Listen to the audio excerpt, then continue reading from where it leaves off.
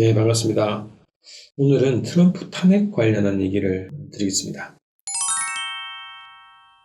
자, 트럼프 탄핵 관련 소식은 미국 국내 정치 얘기이기 때문에 다루지 않을 수도 있지만 저는 이 문제가 한반도 문제와 관련이 있기 때문에 다루려고 합니다. 미국 민주당의 유력한 대선 후보 조 바이든 후보가 어젠가요? 오늘인가 공식 기자회견을 통해 가지고 트럼프 탄핵을 추진해야 된다고 선언을 했네요. 그래서 이것이 언론에 많이 보도가 되고 있는데 관련해서 제 생각을 좀 말씀드리겠습니다. 민주당이나 공화당이나 우리 한반도 입장, 우리 민족 입장에서 보면 두 정치 세력들이 모두 패권주의를 추진하고 제국주의를 추진하고 있는 세력이죠. 두 세력의 지배 방법 차이, 방법론의 차이가 예전에는 일정하게 있었습니다만 최근에는 거의 구별이 안 되고 있습니다. 그러나 어쨌든 본질에 있어서는 제국주의 정책, 패권 정책을 추구하는 정치 세력일 뿐이다 이런 거고요. 대표적으로 보면 한국전쟁 당시에 한국전쟁을 개시한 당시 대통령은 민주당 해리 트루먼 대통령이었죠. 그 다음에 공화당 아이젠하워 대통령이 한국전쟁을 종료한 대통령이었습니다. 그래서 누가 더 침략적이고 누가 더 대화를 중시하냐 이런 거에 대한 구별은 없죠. 공화당이 군사주의, 민주당이 외교주의라고 하는 것은 착각이고 침략 방식의 차이만 있습니다라는 겁니다. 최근에는 그 오바마 대통령 시기나 트럼프 대통령 시기나 방식에는 두 정치 세력, 민주당과 공화당의 정치 세력의 대외정책 방식은 큰 차이가 없습니다. 단지 미국의 적국 혹은 제3세계 나라들의 군사력이 굉장히 강해졌죠. 그래서 예전과 같은 전통적인 일방적인 이라크 침략과 같은 방식의 침략 방식은 쉽지 않다 이런 거죠. 그래서 그 방식이 수정이 불가피했죠. 그래서 오바마 대통령 당시에는 스마트 외교라는 방식 표현됐죠. 그래서 제3세계를 침략하는 방식이 배후 조종을 하고 배후 지원을 하고 대리전쟁하는 방식을 더 선호하는 방식으로 제3세계에 대한 정책을 펼쳤다는 겁니다. 중동의 오렌지 혁명, 최근에 홍콩 시위와 같은 그런 방식이 되겠죠. 본론은 이들은 민중의 이익을 대변하지 않습니다. 미국 민중들도 마찬가지지만 우리 한반도 민중들의 이익을 대변하지 않죠. 이들의 공통적인 목표는 한반도 분단과 패권을 추구한다는 데 있습니다. 민주당이나 공화당이나 마찬가지입니다. 모든 세력들이 한반도 분단 혹은 패권 전략을 추구하고 정부의 형태에 관련해서는 문재인 정부보다는 친일 친미 반북 정권을 선호하는 겁니다. 트럼프든 오바마든 민주당이든 공화당이든 본질에서 다를 게 없다는 겁니다. 자, 그럼 이런 것을 추구하고 분단을 추구하고 패권을 추구하는 이 미국 정부가 현재 이제 트럼프 공화당 행정부죠.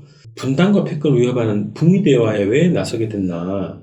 자, 북미 대화를 최근까지 진행되는 양상을 보면 결국은 한반도 종전선언, 평화협정, 주한미군 철수라고 하는 그 상황까지 연출될 수 있는 논의가 되고 있는 거 아닙니까?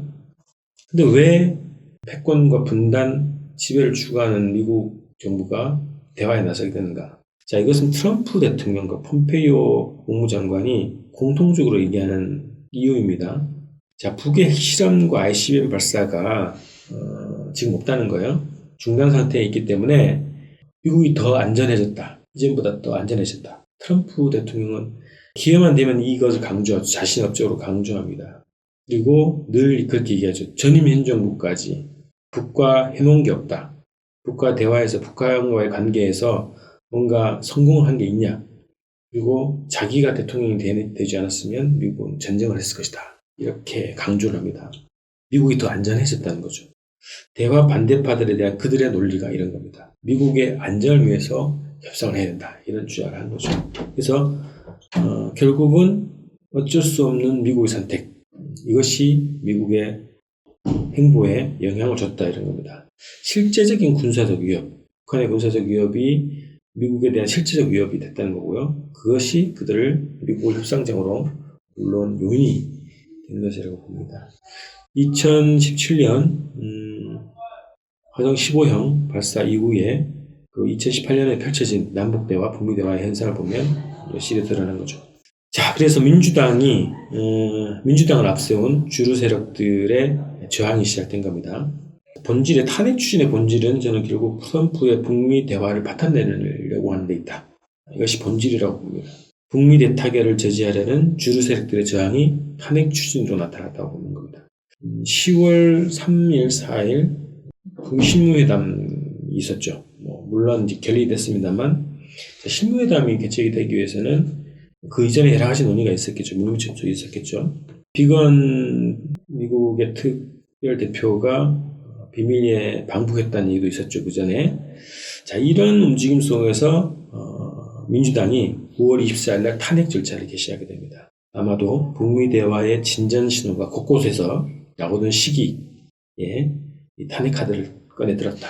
굉장히 위기감, 민주당을 비롯한 주류 세력 입장에서는 북미 관계 대타결로 갈 수 있는 굉장히 위급한 상황이다라고 판단했을 거라고 분석이 됩니다. 자, 트럼프 대통령 탄핵 사유가 되고 있는 우크라이나 대통령과의 전화통화 내용. 이것이 이제 탄핵 사유로 됐는데요. 저는 이 문제의 본질은 바이든 후보의 부정부패가 본질이라고 봅니다.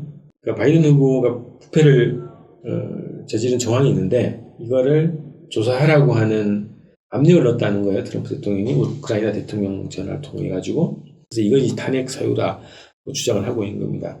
자, 공화당이든 민주당이든 미국이라고 한 나라는 모든 나라에 도청을 했죠. 거의 모든 나라에. 빼고 몇 개 빼고는 다 도청을 했다는 것이 오바마 행정부 때 확인이 됐습니다. 폭로가 됐죠. 오바마 정부도 지금 정부도 마찬가지일 겁니다. 특히 각국 도청, 정상들이 도청을 했다는 거 아닙니까? 그런 방식으로 군사적, 정치적, 경제적 협박을 일상적으로 하는 나라입니다. 트럼프만 협박을 하는 게 아니고 모든 대통령이 자신의 이익에 반하는 모든 나라들에게 압력을 가했다는 거죠. 한국 정부에 대해서 일상적으로 압력을 넣고 있는 거 아닙니까? 방위비 분담과 압력도 마찬가지죠.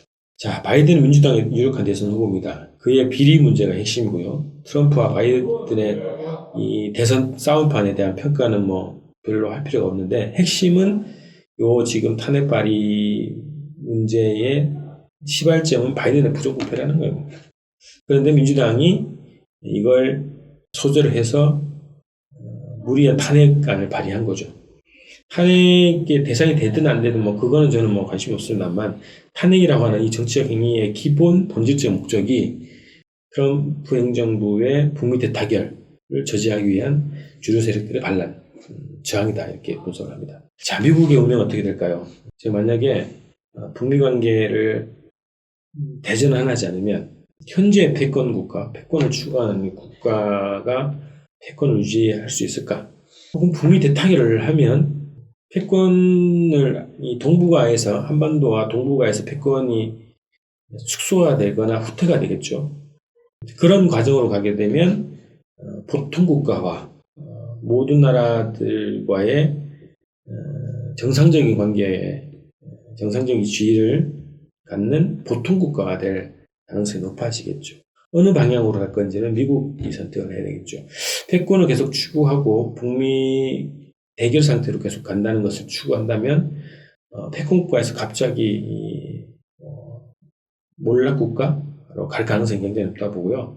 북미 대타결을 성공시키는 방향으로 간다 그러면 연착륙해서 보통 국가로 갈 수 있는 기회가 열릴 수 있다 이렇게 생각합니다. 오늘은 트럼프 탄핵과 관련된 말씀드렸습니다. 다음 주 방송에서 뵙겠습니다. 고맙습니다.